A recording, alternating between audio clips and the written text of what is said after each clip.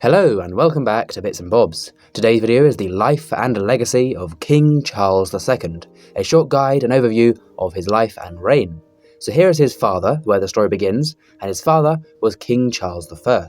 King Charles I married Henrietta Maria of France, as we can see there on screen, and the two had many children, one of whom was the future King Charles II.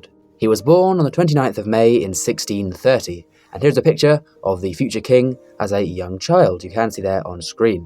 Now, the young Prince Charles was born and raised in St James's Palace in London, where he spent most of his childhood and growing up living here in St James's Palace. The young prince spent a lot of his time there. You can see here a picture of him at St James's Palace, and he was educated and raised and everything all around London and in St James's Palace, where he grew up. However, during this time a civil war broke out between Parliament and the monarchy, and the young, only 12 years old Charles II, or Prince Charles, was called to battle for his first battle in Oxford at the Battle of Edge Hill, a very large battle that took place when he was only 12 years old, and he fought in that battle alongside his father. As the young Prince Charles grew up, he fought many battles in the Civil War, of course on the side of the Royalists, and his father fighting in his father's army against Parliament. However, as we know, the royal forces of Charles I did not win the Civil War. In fact, Charles I lost his head and Cromwell seized power.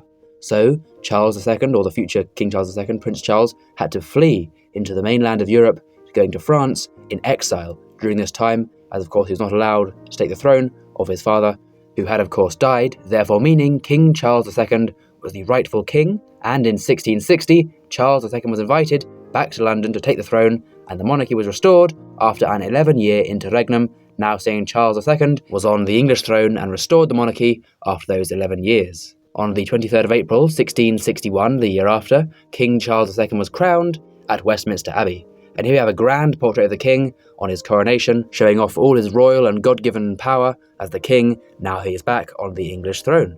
So a cool portrait there. And now he is king, let's go through a key events timeline of events and things that happened during his reign relating to him. One of them, a very important one, being the change of coinage, finally from hammered coins to milled coins. So here is a coin from the reign of Charles I, his father, which was a hammered coin, and then introduced in his reign very early on. Here we have 1662, a half crown from Charles II, and we can see a much more uniform coin with a milled edge so it cannot be clipped. Now also that year he married Catherine of Braganza, who we can see on screen now.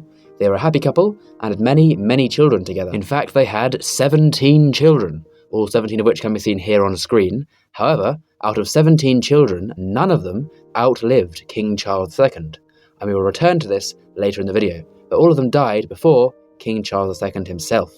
Back to the timeline in 1666, as of course we well know, the Great Fire of London swept through the capital. This was a devastating event, of course, and left many people homeless, and of course destroyed many buildings, houses and monuments. King Charles II was right in the centre of it all, helping to rebuild the city and rehouse the people, as we can see here from some old images of him in the centre of London, while still ablaze there in the background, helping out and helping to rebuild the homes and houses at the time, showing his kind goodwill towards the people, helping out to restore the capital city's might. In the summer of 1678, a clergyman called Titus Oates claimed to have learnt that a new Catholic plot was underway, where thousands of Catholics were going to invade Britain. They were going to slaughter Protestants up and down the country, and they were going to forcibly reinstate the Catholic Church in Britain. But it turned out to be a hoax, and the plot was all fabricated by Oates.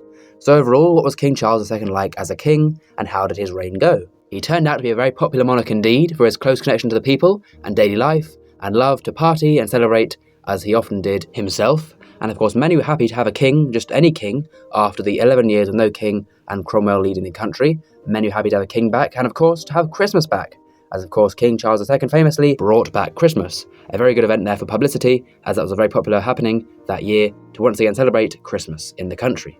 So King Charles II died aged 54 in 1685, and as of course, as I say, none of his children outlived him. The throne was passed to his younger brother, who became King James II, and reigned for only 3 years after Charles II.